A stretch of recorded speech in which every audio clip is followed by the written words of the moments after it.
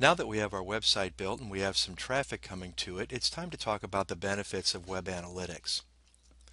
Web analytics can give us insights into our business. Are we using our resources effectively? Are the visitors to our site finding what they need? Do we need adjustments to the content or navigation of our website? Most importantly, are we making more money? It can also give us insights into our customers. Who are your visitors? When are they coming to the site? Where are they coming from? What are they viewing? And most importantly, do they find what they're looking for and become satisfied customers? What is web analytics?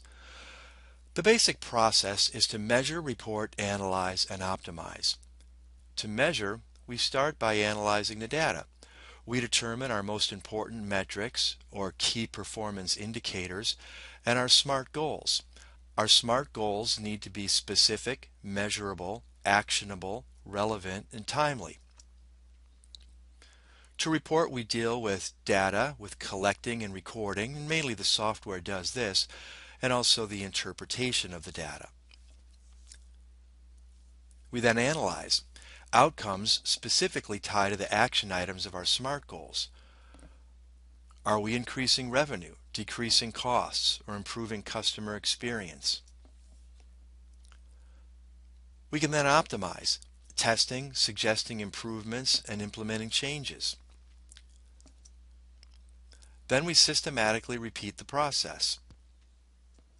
We're going to look at AWStats, a very popular free server administration tool found in cPanel. AWStats stands for Advanced Web Statistics. It's a powerful and flexible log analyzer. It has comprehensive and easy to use statistical reports, and it has a wide variety of reporting features. Let's take a look at it. We're first going to log into the cPanel on the server side of our website. Come down to the Logs area and select AWStats, and then select your domain.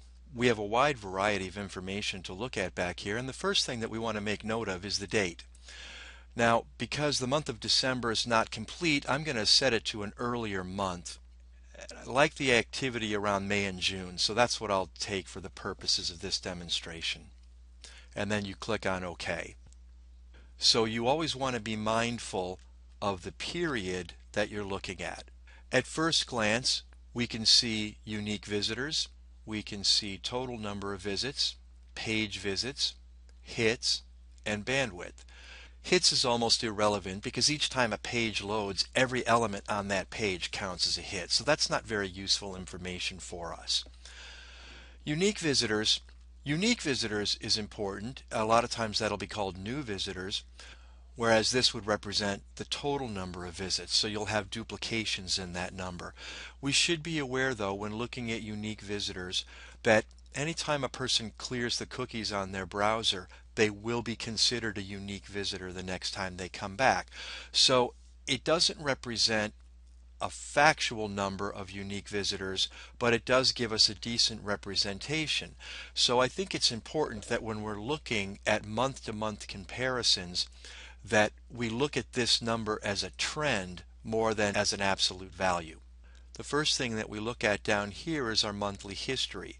And again, this can show us some nice trends of what's happening over month to month. Now I'm paying the most attention to these bars representing my visitors, both the orange and the yellow, and my pages.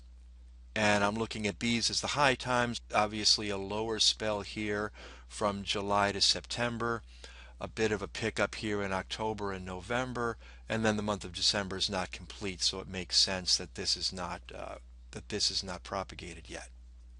We can next look at the days of the month and the kind of traffic that we get.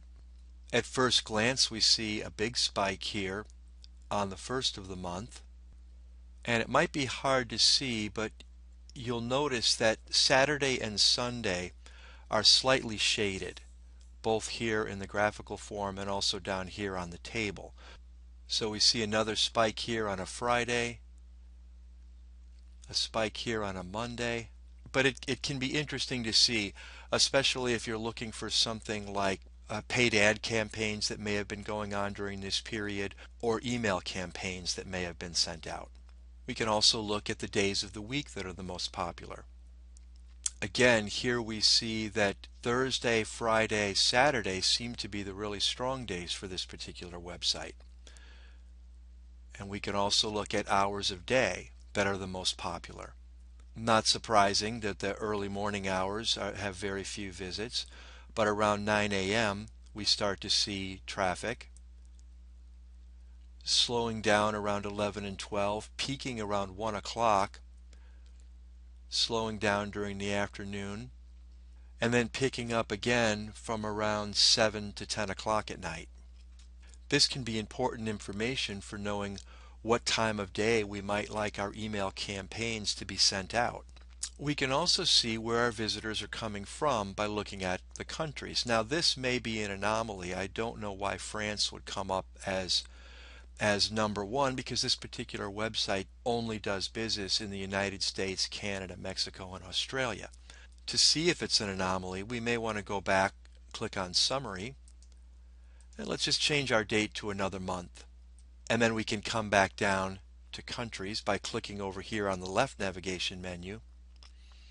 And now we see that the United States is overwhelmingly the highest number of visitors. So there was some kind of an anomaly in the month of June. If we did want to check for other countries that we did business in that are not showing up in the top 25, we can always click on the full list and see an entire list of visitors from other countries that we've had. Next thing we can look at is what they call hosts, which is really the IP addresses of your most frequent visitors. Here I think it's important to look for the IP addresses of people that work in your office or your web developers that would be frequently visiting the website and don't represent your true customers. If you don't know your IP addresses, there are many services like myIPaddress.com, which will show you your IP address and you can isolate those numbers. So for instance, if we discovered that this belonged to a web developer, we know that all these pages and hits don't represent a customer, but rather people working on the website. And again, we can see all of the IP addresses by clicking full list.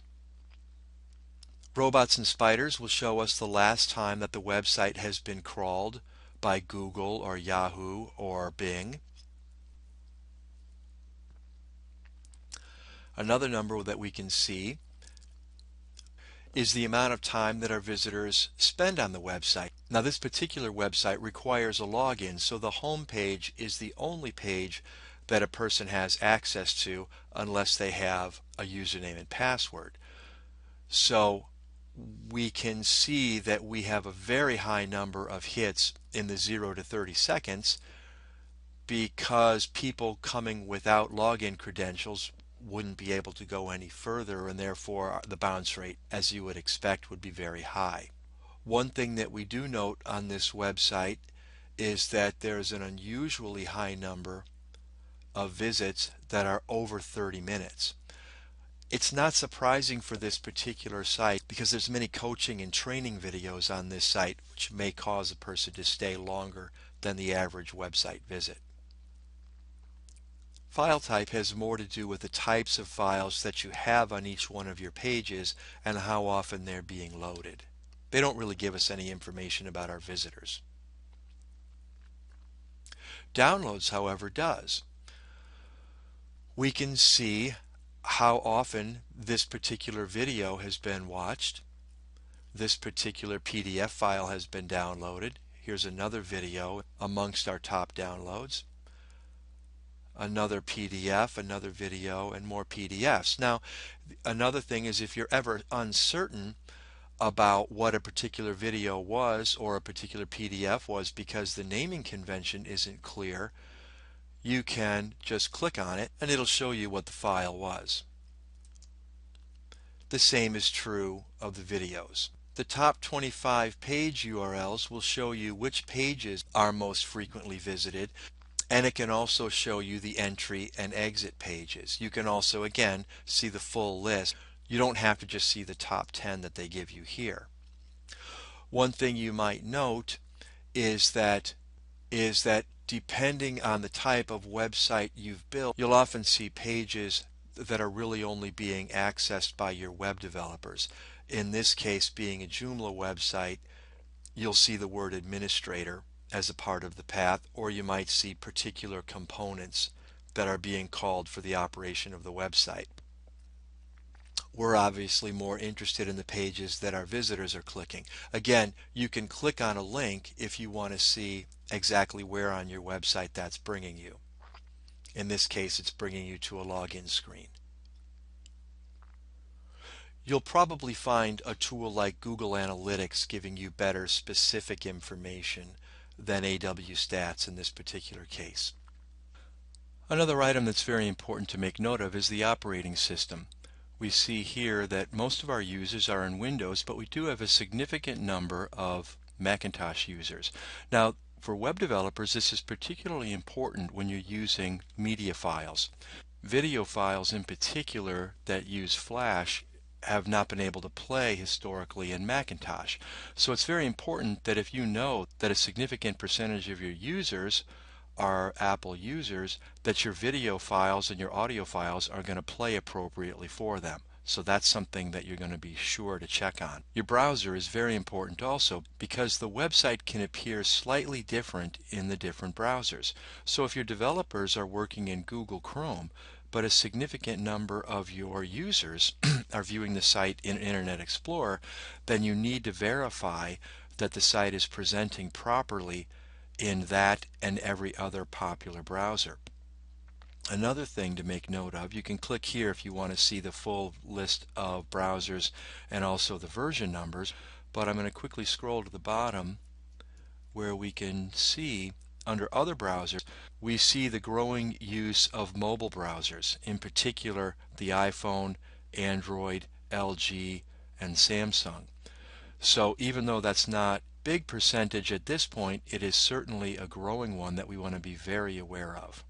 Another very important section is how people are connecting to the site.